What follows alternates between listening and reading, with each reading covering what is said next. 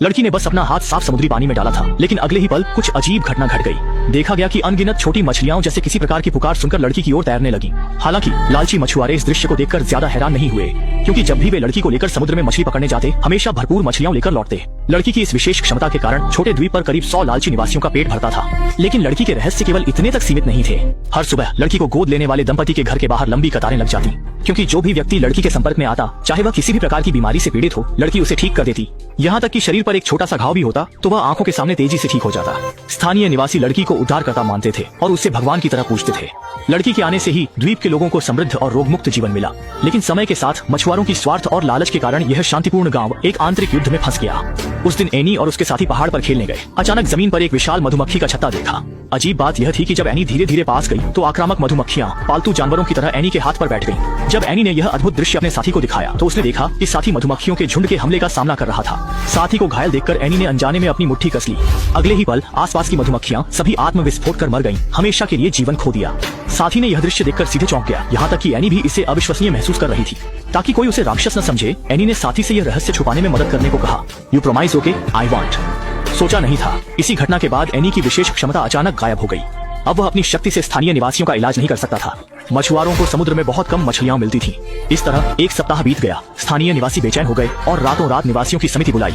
वे भविष्य के जीवन के लिए गहरी चिंता और भय महसूस कर रहे थे। अगले दिन सुबह सुबह वे उपहार लेकर एनी को सांत्वना देने आए। वे प्रार्थना कर रहे थे कि एनी जल्द ही अपनी शक्ति वापस पाले और फिर से समृद्ध लौट आए। रात में लिसा एनी को सोने के लिए शांत कर रही थी, लेकिन अचानक उसने देखा कि दिन में कटे हुए घाव तेजी से ठीक हो रहे थे। उत्साहित होकर उसने तुरंत अपने पति को बुलाया।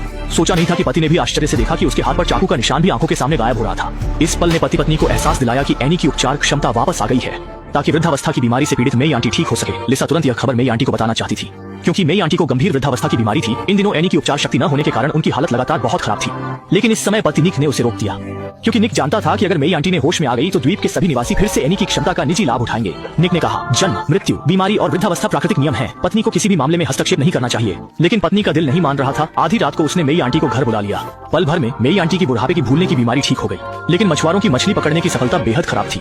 जल्द ही मछुआरे लिसा के घर आ गए, उन्हें शिकायत करने लगे।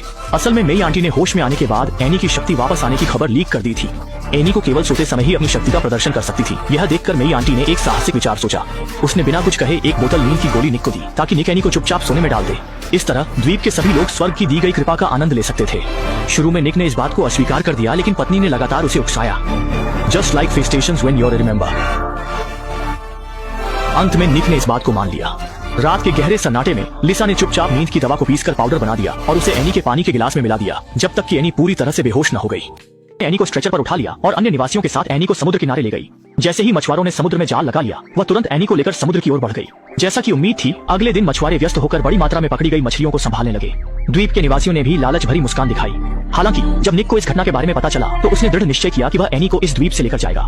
वह अब द्वीप के निवासियों को एनी की विशेष क्षमता का उपयोग करके निजी लाभ नहीं लेने देना चाहता था। इसी बीच पास के डॉक्टर ने भी निक की सोच को समझ लिया। वह भी चाहता था कि एनी को उन लालची लोगों द्वारा नियंत्रित न किया जाए। अनजाने में उनकी बातचीत को पास में खड़ी मेई आंटी ने सुन लिया। उसी रात को एक भयानक घटना हुई। रात में डॉक्टर जैसे ही क्लिनिक से घर लौटा, उसने अचानक पाया कि मेई आंटी उसके घर में लंबे समय से इंतजार कर रही थी। उसे बिल्कुल नहीं पता था कि मेई आंटी उसके घर में क्या करना चाहती थी, इसलिए उसने बिना किसी तैयारी के मेई आंटी द्वारा तैयार की गई रेड वाइन पी ली। अगले ही पल मेई आंटी अजीब व्यवहार करने लगी और कहने लगी कि यह सब पूरे द्वीप के लिए है। शुरुआत में डॉक्टर ने मेई आंटी की बातों पर ध्यान नहीं दिया, लेकिन जैसे ही मेई आंटी ने मुड़कर जाने की कोशिश की, डॉक्टर के पेट में अचानक तेज दर्द हुआ। वह प्रतिक्रिया देने से पहले ही लड़खड़ाकर जमीन पर गिर पड़ा और तुरंत ही मुंह से झाग निकलने लगा और उसकी सांसें थम गईं। असल में मेई आंटी ने पहले ही रेड वाइन में जहर मिला दिया था। जब सब कुछ शांत हो गया तो डॉक्टर का घर आग की लपटों में जल गया और सभी सबूत भी आग में नष्ट हो गए। डॉक्टर के घर में आग लगने के बाद निक के मन में तुरंत एक अशुभ पूर्वाभास जाग उठा। जब निक को एहसास हुआ कि द्वीप के लोग पागल हो गए हैं, तो उसने पहले ही कार्रवाई करने का निर्णय लिया। आदमी ने बस देखा कि समुद्र में एक तेज नाव दिखाई दी और तुरंत ही उसने चिंतित होकर अलार्म बजा दिया। असल में आने वाले लोग एक महिला पुलिसकर्मी और एक बाल कल्याण संस्थान के सामाजिक कार्यकर्ता थे, जिन्होंने सुना था कि इस द्वीप पर बच्चों के साथ दुर्व्यवहार हो रहा है, और तुरंत ही उन्होंने एनी के परिवार को पुलिस स्टेशन ले जाकर जांच करने का प्रस्ताव दिया। लेकिन इसने मछुआरों की नाराजगी को भड़का दिया और कुछ लोगों ने अपने हाथों में बंदूक उठा ली, ये कहते हुए कि वे किसी भी कीमत पर एनी को द्वीप से नहीं जाने देंगे। असल में एनी के पास एक विशेष क्षमता थी जो मछलियों के झुंड को बुला सकती थी। इसी क्षमता के कारण द्वीप के लगभग 100 मछुआरों का जीवन यापन होता था। एक बार एनी चली जाती तो इसका मतलब था कि वे फिर कभी समृद्ध जीवन नहीं जी सकते। संकट की घड़ी में महिला पुलिसकर्मी ने जल्दी से आत्मरक्षा के लिए बंदूक निकाल ली, लेकिन उसने सोचा भी नहीं था कि अत्यधिक तनाव के कारण गलती से बंदूक चल गई और निक को गोली लग गई। एक ही पल में महिला पुलिसकर्मी को भी मछुआरों ने सिर में गोली मार दी।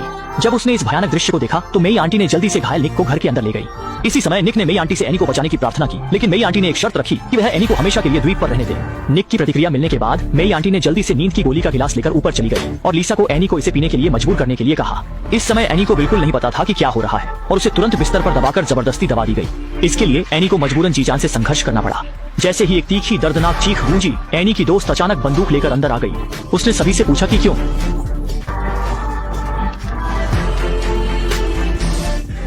इस त्रासदी को रोकने के लिए मेई आंटी ने बंदूक छीनने की कोशिश की। सोचा भी नहीं था अगले ही पल एनी की दिल दहला देने वाली चीख के बाद घर में सभी लोग शांत हो गए। लेकिन इतना ही नहीं, द्वीप के मछुआरे भी अपनी लालच और स्वार्थ के कारण हमेशा के लिए अपनी जान गंवा बैठे। एनी ने कभी नहीं सोचा था कि वह जो सबसे नहीं चाहती थी वह अंततः हो गया। इस प्रकार फिल्म समाप्त होती है।